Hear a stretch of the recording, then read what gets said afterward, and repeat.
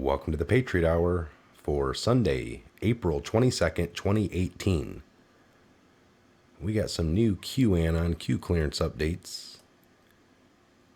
I have it up on the screen right now. At Al Gore. Today is Earth Day. Did you forget? Do you feel safe? Washington Post article that we'll get into here in a minute. And Q. 12:39 in the series. This came at 16:47, 4:47 p.m. All right, in honor of Earth Day, I had went for a bike ride earlier. I'm going to jump into that, and then we'll get into the article.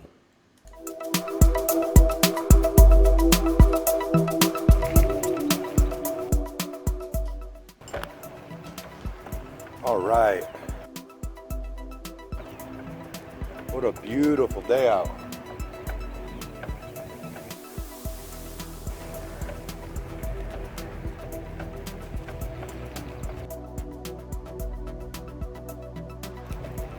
Good weekend. What do we know?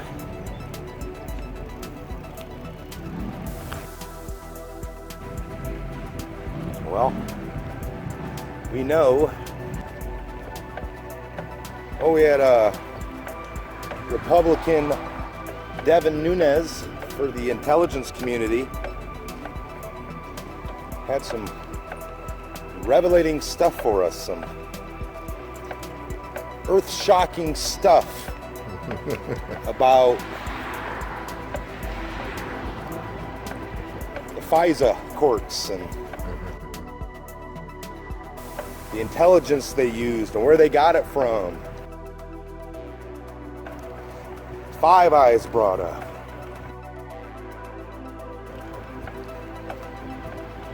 Telling you what, folks.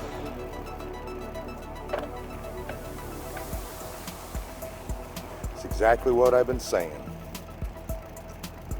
Not just me, but people that have been paying attention.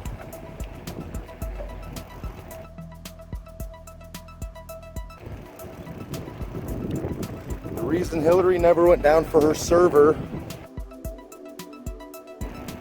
private rogue basement server,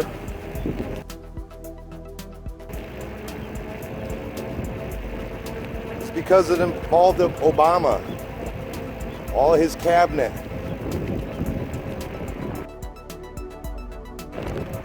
They were emailing her on it the whole time. They had pseudonym accounts to protect themselves.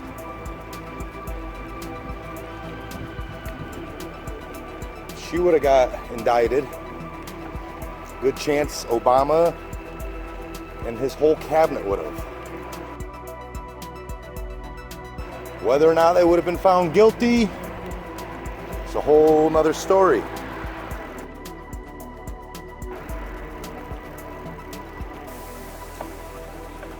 They never let it get that far. We found out they had people in the media that they would get a hold of to help spin and deflect.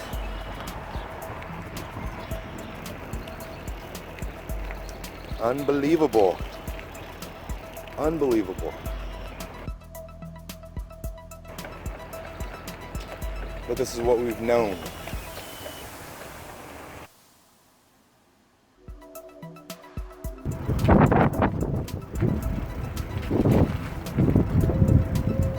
Let me show you.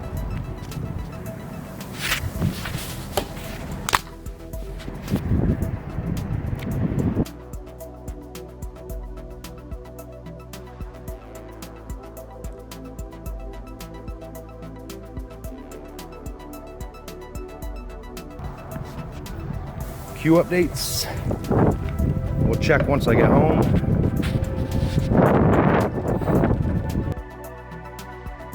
Devin Nunes, Republican House Intelligence Committee, revelating stuff on We found out the FISA court abuse. They can't find. Five Eyes was brought up. Q talked about that a month ago, 3 weeks ago. What were they doing? Total abuses.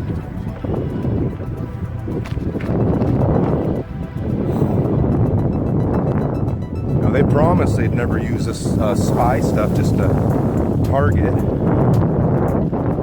citizens. You know, we had somebody point the finger at Trump and able to use the whole system against them with zero proof, zero evidence, a witch hunt. Unbelievable. And not just somebody, the opponent. The sore losing opponent at the time. Seems like we're finding out about a bunch of deals that were made, a bunch of promises, in the hopes that she would win.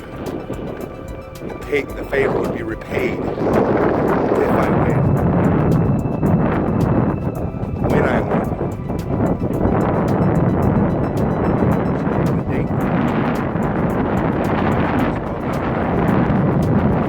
She did. Tons of people did the dirt, tons of people took the bait.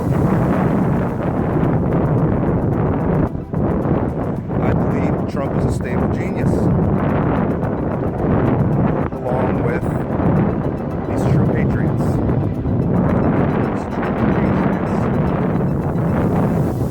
Trump, what he surrounded himself with, covered it all, giving it to us.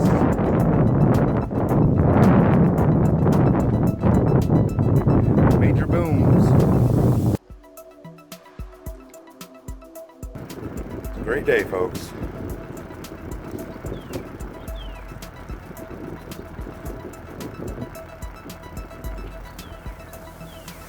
A lot more of these coming.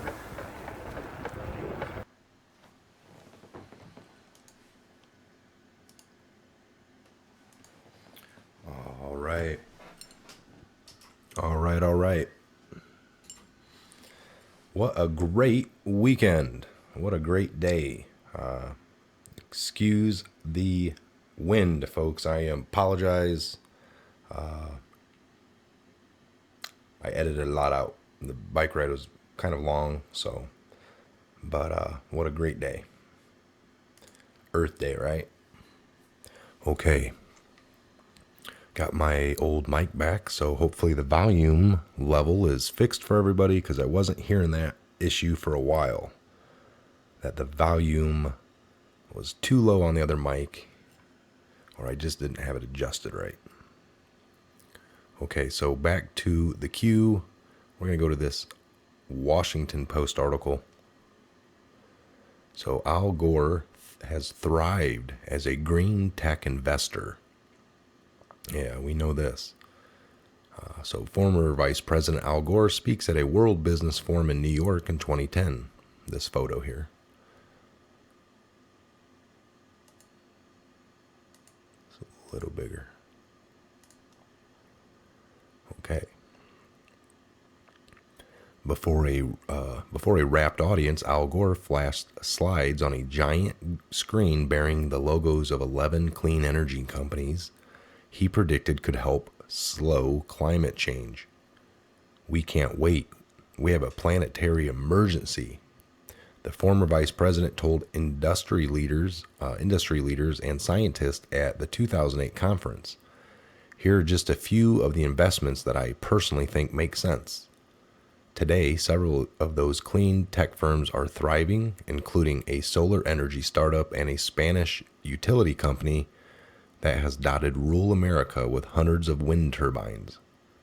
Al Gore is thriving too. The man who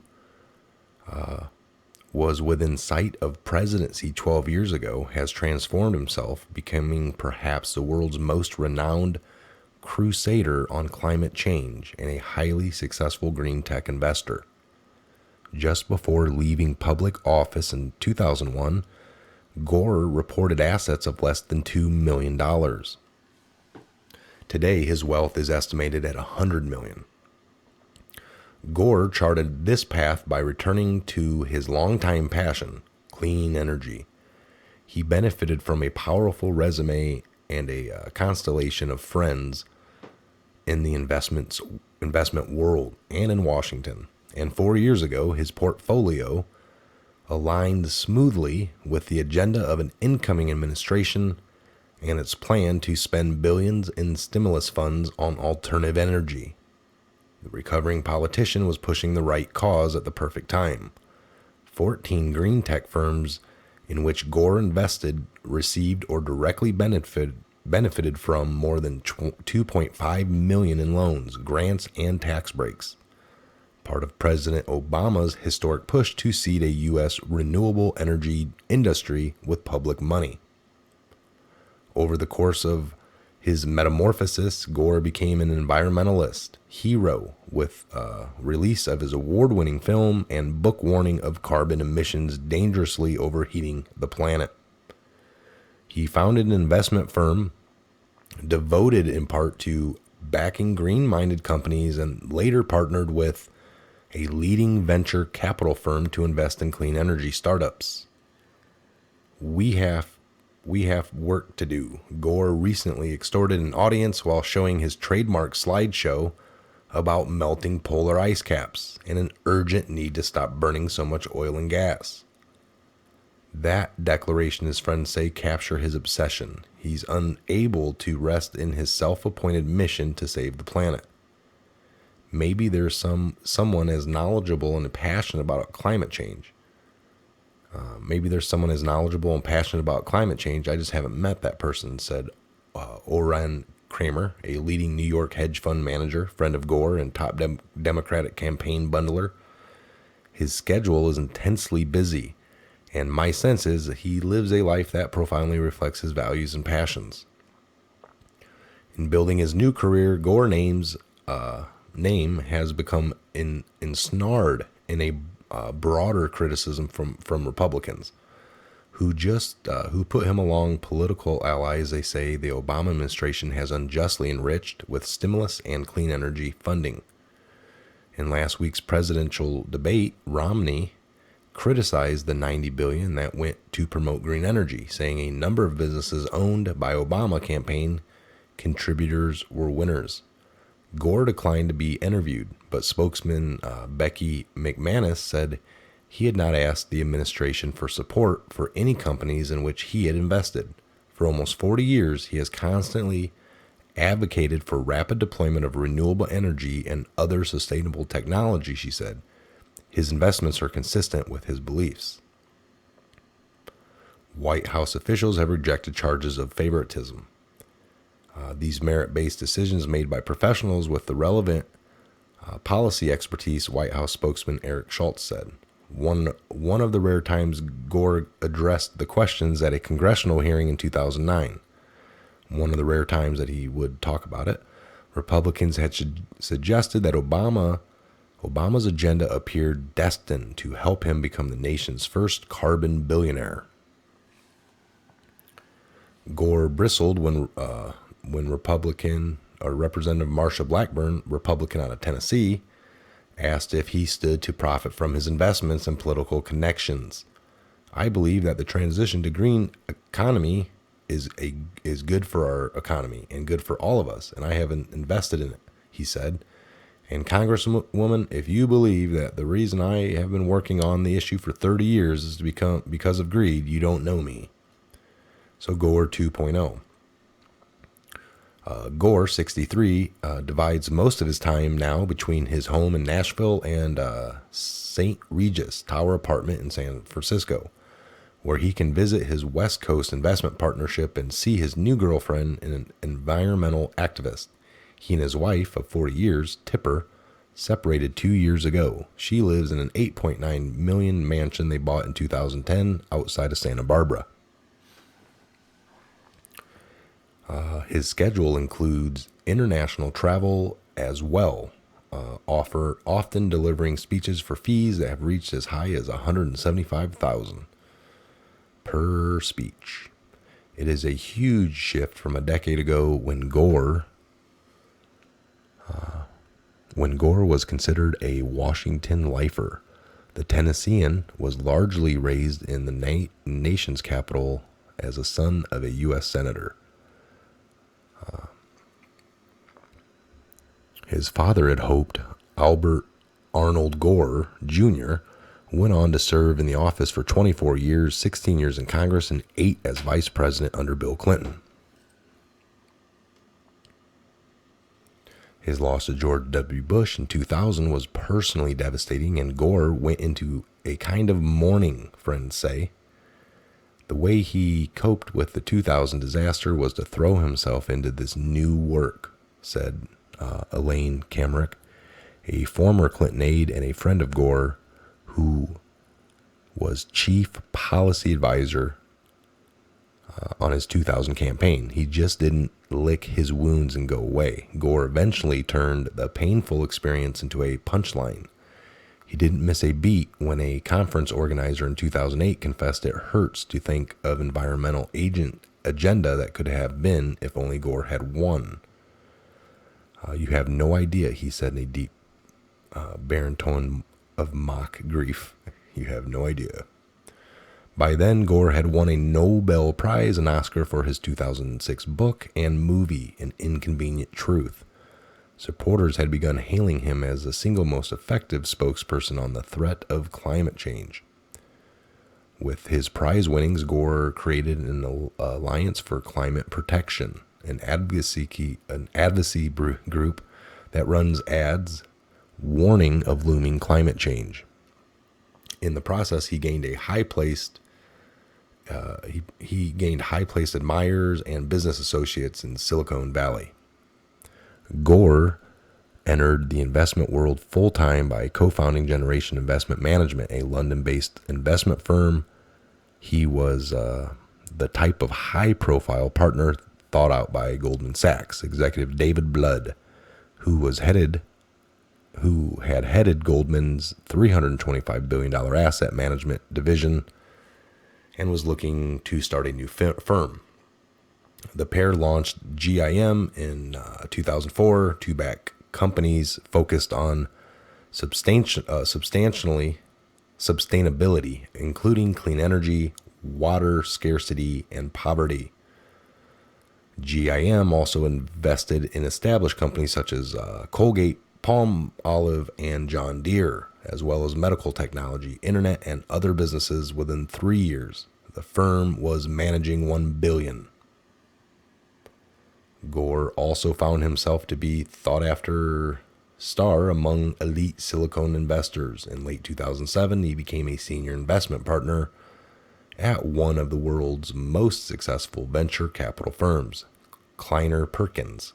He was combining forces with longtime friend John Doerr in a joint mission to super clean tech. Doerr had won legendary status at Kleiner by betting early on the metric rise of internet startups Google and Amazon. But by 2007, he had switched his bets to green energy and vowed to raise $500 million to invest in what he called the next mother of all markets. Gore and Doerr began comparing notes and startups with promise in renewable energy, including biofuels, advanced batteries, and solar. His friends and colleagues say Gore is releasing his new role and has remarked that he feels lucky to be doing something he loves and enjoying financial success. Kramer, who serves on Gore's climate change advocacy group, said he has watched with amazement as Gore debates obscure research with a room full of scientists. He knows he knows the studies are citing and the 3 other studies which shed a different light on it, Kramer said. 8 years after losing the presidential race with Bush in the final stretch of his administration, Gore was working hard to build support in Washington for his cause. By then, raising a green investor, he was keenly focused on shaping policy should a Democrat win in 2008. So before the election, Gore launched a public campaign known as Repower America, aimed at encouraging the public and the next administration to support government investments in clean energy. His Alliance for Climate Protection was running numerous ads, and he delivered speeches laying out his goal that within 10 years, 100% of the nation's electricity should come from clean energy. The future of the human civilization is at stake, Gore said in a 2008 speech, stressing that such projects would create jobs. At the same time, Gore's venture partner, Dorr, had been raising money for Democrats to take back the White House, holding big check receptions with Silicon Valley investors. He and fellow Clean Air partners and spouses donated more than $800,000 to Democrats, much of it for Obama and state efforts to get out the vote. At GIM, 5 of Gore's principals, including co-founder David Blood, wrote 130 in checks to aid Obama's bid, according to the Center for Responsive Politics. As Obama was preparing to take office, it was clear his public agenda supporting clean energy aligned with Gore's personal agenda. Obama held a highly publicized meeting with Gore at the transition headquarters in Chicago to talk about the energy policy. Later, Obama closely echoed several of Gore's talking points and his plan for public investment in clean energy. Obama even adapted Gore's campaign catchphrase for the effort, Repower America. This is a matter of urgency and national security, Obama said. We have the opportunity now to create jobs all across this country in 50 states, to repower America, to redesign how we use energy, and make us competitive for decades to come, even as we save the planet. So Gore's orbit extended deeply into the administration, with several former aides winning senior clean energy posts. Among them were Carol Browner, a former Gore political operative who became the president's climate change czar, and Ron Klain, Gore's former chief of staff, who went to work for Vice President Biden overseeing the stimulus. These connections were underscored in October 2009 when Jonathan Silver, under consideration to head the $38 billion clean energy loan program, hosted a party to help Gore raise money for the Alliance for Climate Protection. Unbelievable. Silver invited the Department of Energy chief financial officer days before the official was scheduled to meet Silver to discuss the job. At the risk of seeming presumptuous, I want to mention that my wife and I are holding a small event for Gore at her home this coming Thursday evening, Silver wrote in an email. I expect there will be about 40 people or so, generally folks we know who are interested in the issue and have the capacity to write significant checks, and a couple of others with professional involvement in the topic. Help for a portfolio. Gore's investments coincided with the government's largest investments in clean tech, a full 10%, estimated about $80 billion to $90 of the 2009 stimulus package was devoted to clean energy. So, like thousands of other companies, those Gore's invested in entered the competition for a piece of the pie. An administration official said more than 80% of the applicants in the first year were turned away. Several companies in Gore's portfolio emerged as winners. Of the 11 companies he mentioned in the 2008 slideshow, 9 received or directly benefited from the stimulus of the clean energy funding. Representative Fred Upton, a Republican out of Michigan who chairs the Energy Commerce Committee and is a leading critic of the clean energy tech funding, said Gore's portfolio is reflective of a disturbing pattern that those closest to the president have the reward with billions of taxpayers' dollars and benefited from the administration's green bonanza in the rush to spend stimulus cash. Department of Energy officials have noted that many of the funds that went to the companies Gore's invested in were available to all eligible firms, and some had won funding from Bush administration. Decisions about the competitively awarded grants and loans were made on merits by career civil servants after a careful review of the applicants, said Dan Lesko, Director of Public Affairs at the Department of Energy, which administers the awards. Gore appeared well positioned. Generation Investment Management, GIM, saw its earnings quadruple from 2008 to 2009, although there is no way to know how much can be tied for federal support. GIM reported earnings of $51 million in 2009 available to Gore and his 9 partners. But some of the firms in Gore's portfolio have struggled since winning federal funds. For others, the money was a major boon.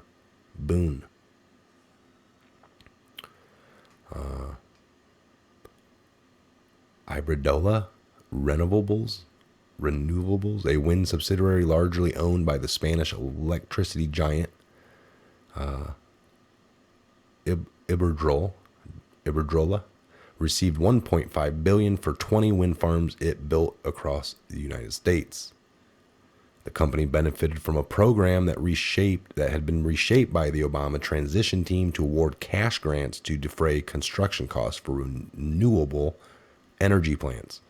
The grants available to any eligible builder replaced tax credits that had become worthless in financial crisis. With early warning from the Obama team, Iberdrola and other developers could time construction and qualify for cash for some plants largely built in 2008 before Obama took office. GIM had invested modest amounts in the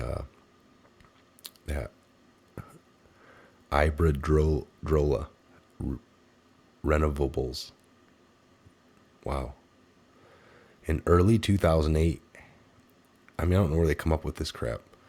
In 2008, but began dramatically increasing its holdings in early 2009, eventually owning 4.2 million shares. GIM officials declined to comment, citing their policy not to publicly discuss investment strategies. Iberdrola spokesman Jan Johnson, it sounds like a fake name, credited the Obama program as a savior that came just in time, helping the company avoid halting construction that went underway in 2008. Wow. The company now has 40 renewable energy plants operating in the United States, and its parent, it's the world's largest provider of wind energy. So its parent is the world's largest. So GIM also invested in Johnson Controls, a long-established Milwaukee company that in August 2009 won the largest award, $299 million, in a $2.4 billion program Obama had launched to help firms making electric car batteries. Gore's investment firm had early invested modestly in the company, then ramped up its holdings in late 2008 and held 5.6 million shares by 2009. The grant to Johnson Controls was meant to help retrofit one plant and build another one, but the company had dramatically scaled back after executives concluded demand for electric cars was far lower than the administration forecast. The factory outfitted with stimulus funds is nearly idle, and the plans to build a second plant have been postponed. So Johnson Controls Vice President Alex Moranali stressed that the company had tapped just half of the funds it was awarded. He said the program helped build the foundation for a U.S. electric battery industry that could compete internationally when demand picks up. Well, we'll have to wait a long time to see if that was a good investment or not. And Monteroli told the Post in 2011. We'll have to wait a long time to see if this was a good investment or not, folks. The company's decision to pull back, however, will not affect GIM's portfolio. When the investment firm doubled its holdings, shares were as low as $9. GIM sold them from April to December of 2009 with prices ranging from 21 to 26. Gore's support for companies that also won federal funds is a natural alignment of interest. His friends and partners said Gore chose to invest in firms promising technologies, they said, and makes sense that the administration would choose some of the same firms in hopes of backing successful companies. Is he better than average at picking the best companies? Kamrick asked. Of course he is. Why is that a surprise? He spent his life studying this sector. I didn't think that was ever going to end, folks. That was a long... I mean, the guy has just been doing... Looks like a lot of self-promoting. Let's see if we got any new updates. Okay. Click on this.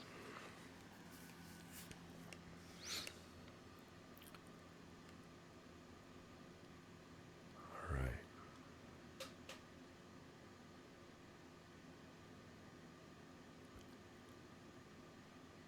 All right, what do we got here? Holy shit, you scared me. GDQ.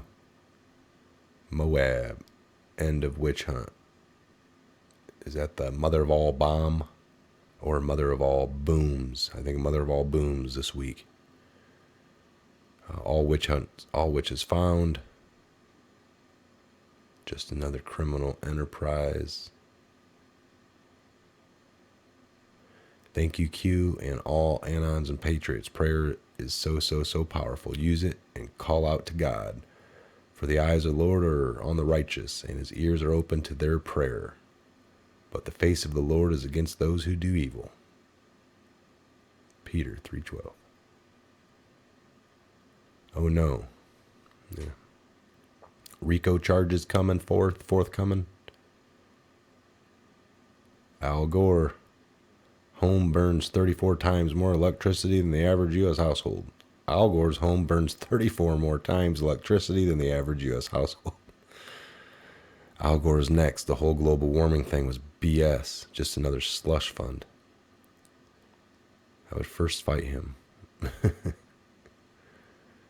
Oh, I've argued with people. Got to wonder if Al Gore is ranking in the cash spraying us with chemtrails. Got to wonder if Al Gore is ranking in the cash spraying us with the chemtrails. Lots of money in those chemical sales, and such a secret too. It's a violation of mankind.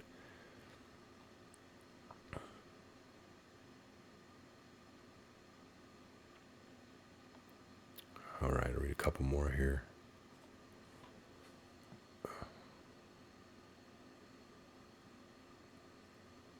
Al Gore has thrived, folks. Yeah. Earth Day.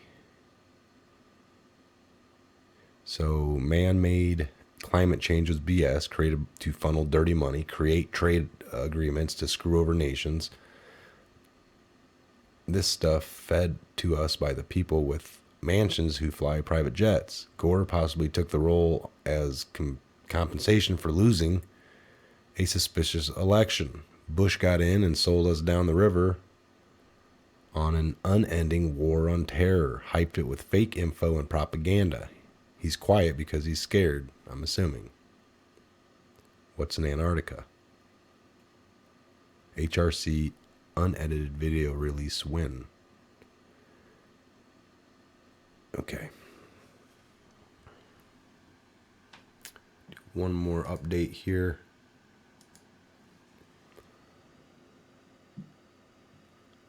All right.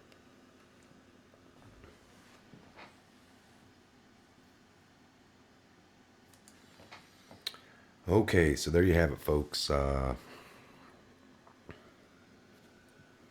bright.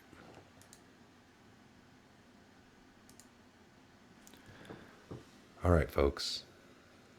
Good day, good week. Lots of stuff. Pelosi talking too much on Friday, I believe, or Thursday night, Friday, talking about North Korea trips that never took place, selling missiles, talked a whole bunch. We got all kinds of stuff that sounds good that's going down. Bad people, bad actors going down. Allison Mack possibly singing like a bird.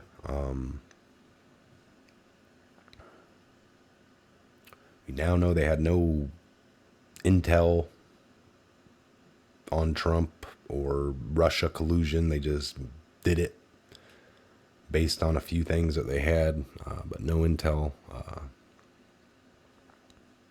Unbelievable, folks. Unbelievable things. So Q says Moab this week. Mother of all booms, possibly. We'll have to sit and see.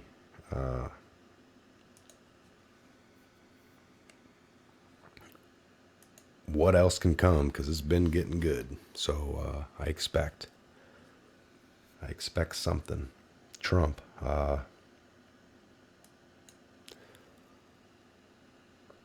Let's check that out real quick. I like to check. 1 second here for those of you still around.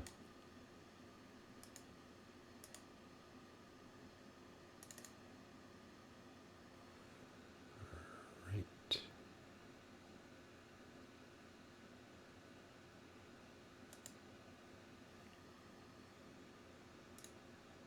Okay. All right. So we had, just read a few of these here. Funny how all the pundits that couldn't come close to making a deal on North Korea are now all over the place on telling me how to make a deal. A complete witch hunt. I can die happy now with Trump job performance, stated Mary Madeline. A great overall president. Stunning. Thank you, Mary. We are a long way from conclusion on North Korea. Maybe things will work out, and maybe they won't. Only time will tell. But the work I'm doing now should have been done a long time ago. Sleepy Eyes Chuck Todd at Fake News NBC just stated that we have given up so much in our negotiations with North Korea, and they have given up nothing. Wow, we haven't given up anything, and they have agreed to denuclearization. So great for the world. Site closure, and no more testing. Sleepy Eye Chuck Todd. That guy needs to go away. He's a bad actor. He's probably got the, getting the money drop and getting the narrative. Sucks to be them people, man. What a sucky life. Okay, so for those of you still here, if you're new to the channel, thanks for stopping by. We really appreciate it. Please hit the subscribe, ring the bell.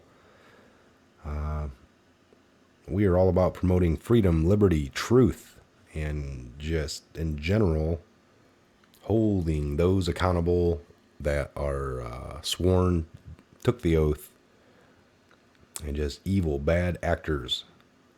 So we're here to expose them, folks. Keep promoting the truth and fighting for our freedoms. All right, well, what a great day. I am exhausted. Did some outside yard work, took a bike ride, which you guys saw, and I'm hitting it. So good evening, Godspeed, and good night. You know what letter that is, Grover? I think so. What letter is this? Q. Q. This is indeed a